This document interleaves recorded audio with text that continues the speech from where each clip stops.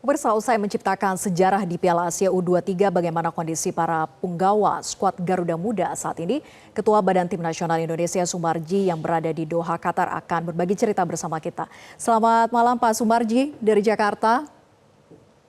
Iya, selamat sore nih waktu Qatar. Oke, Pak Sumarji, selamat atas sejarah yang baru saja diciptakan Garuda Muda lolos ke semifinal Piala Asia U23 usai mengalahkan Korea Selatan. Nah, bisa berbagi cerita jalannya pertandingan melawan Korsel itu seperti apa tadi malam? Ya, terima kasih. Ya, pertama saya ucapkan terima kasih ya kepada seluruh masyarakat Indonesia yang sudah mendukung, mensupport dan mendoakan Timnas Garuda Muda U23. Semalam kita bertanding melawan Korea Selatan, di mana Korea Selatan merupakan raksasanya Asia dan kita bisa menang dengan bersusah payah, mulai dari perpanjangan waktu sampai dengan adu penalti. Dan ini merupakan buah perjuangan dari semuanya, mulai dari federasi, tim kepelatihan, para pemain, dan yang tidak kalah penting adalah doa dari seluruh masyarakat Indonesia. Sehingga pertandingan semalam itu bisa membawa Timnas Garuda Indonesia Muda lolos ke semifinal. Berkaitan dengan itu tentu bagaimana awal cerita dan juga bagaimana tentang kondisi awal para pemain ketika kemarin sebelum bertanding melawan Korea Selatan. Seperti jadwal yang sudah ada dan rutinitas yang dilakukan, memang saya merasakan sesuatu yang berbeda di anak-anak sendiri. Saya sudah berulang kali diskusi dengan Coach Sintayong juga dan tim kepelatihan, semuanya memang yakin bahwa pertandingan itu bakal sangat menarik dan sangat keras dan juga sangat menguras tenaga, dan yakin bahwa Indonesia bakal lolos ke semifinal. Dan itu adalah keyakinan. Di samping itu juga ketika terakhir saya memberikan motivasi di classroom bersama-sama dengan tim kepelatihan dan semuanya. Anak-anak semuanya memang punya keinginan yang kuat, kepingin bermain all out dan bisa memenangkan pertandingan. Dan pada akhirnya memang Yang Maha Kuasa memberikan kemudahan itu dan memberikan kelancaran sehingga kita bisa lolos. Nah, sekarang saya kira kita berbicara berkaitan dengan soal berbagi cerita bagaimana yang semalam terakhir juga kami perlu sampaikan, ketika kita sudah pasti menang dan kita lolos, ada euforia di ruang ganti, baik itu di lapangan dan di ruang ganti. Tentu yang paling kelihatan ini adalah di ruang ganti, karena di ruang ganti itu juga Pak Ketua Umum langsung memberikan ucapan selamat dan juga menyampaikan beberapa hal tentang keinginan dan kemauan para anak-anak ini untuk melaju ke selanjutnya.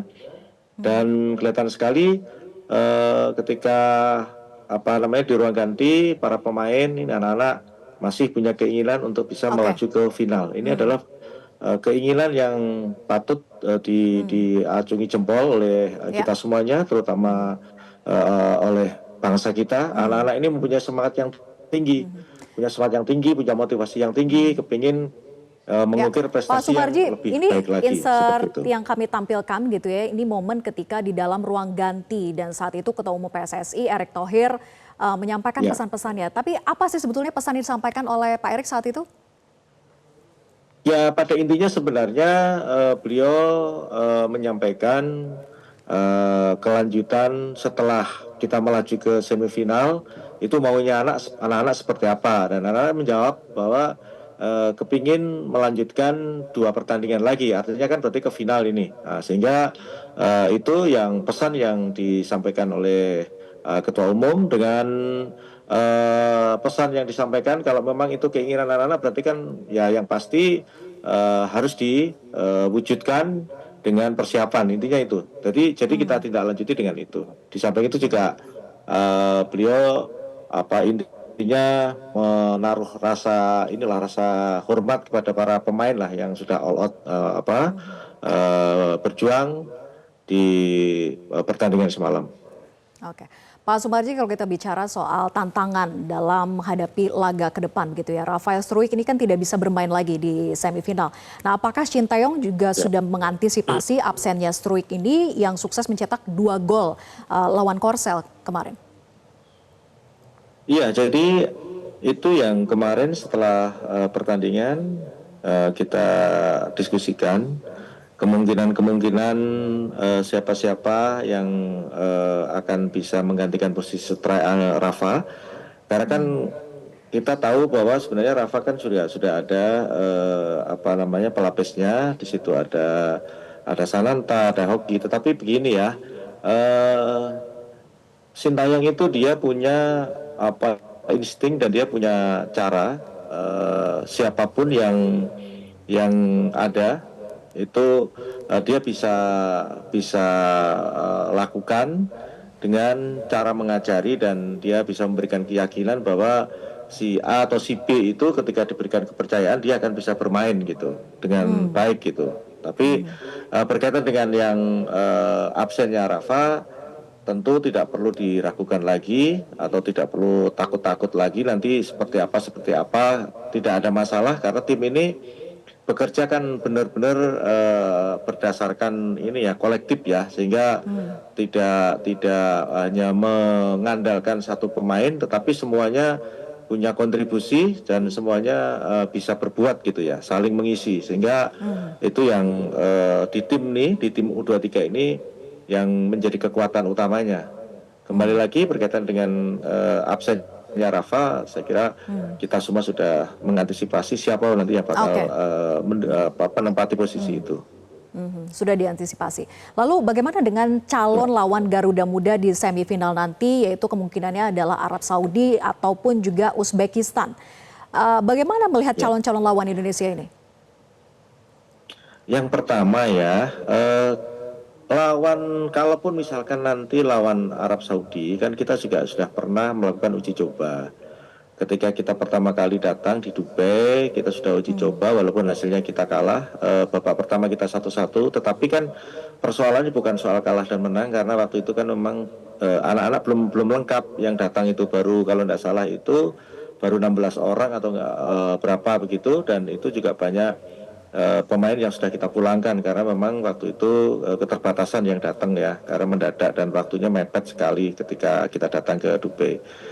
Sehingga itu kita sudah punya paling tidak punya gambaran tentang bagaimana sih cara main daripada Arab Saudi.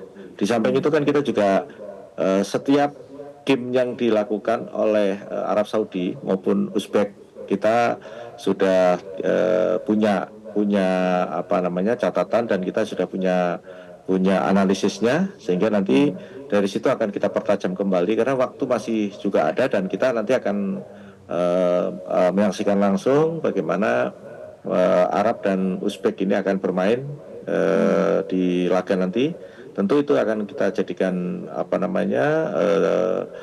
evaluasi untuk bisa kita pakai sebagai strategi ya ke depan, siapa yang bakal menjadi lawan kita di antara dua negara itu.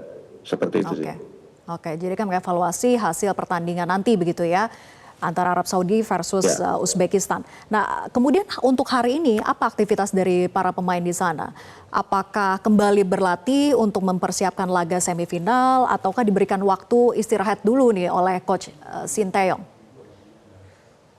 Tadi kita jam 12 waktu sini kita recovery, dan kita ya yang pasti anak-anak yang kemarin bermain full penuh itu dilakukan terapi untuk bisa kembali memperbaiki otot-ototnya dan juga kondisi fisiknya. Hampir semua para pemain memanfaatkan itu untuk recovery ya, sehingga hari ini kita agak berikan kelonggaran sedikit lah berkaitan dengan latihan. Untuk besok kita sudah harus kembali berlatih seperti biasa, baik itu classroom maupun di lapangan, seperti itu. Baik, terima kasih Pak Sumarji atas ceritanya, berbagi cerita di Prime Time News hari ini. Sekali lagi selamat kepada Timnas Indonesia U23. Dan semoga nanti dalam laga semifinal bisa berhasil begitu melawan Uzbekistan ataupun juga Arab Saudi. Jelajahi cara baru mendapatkan informasi. Download Metro TV Extend sekarang.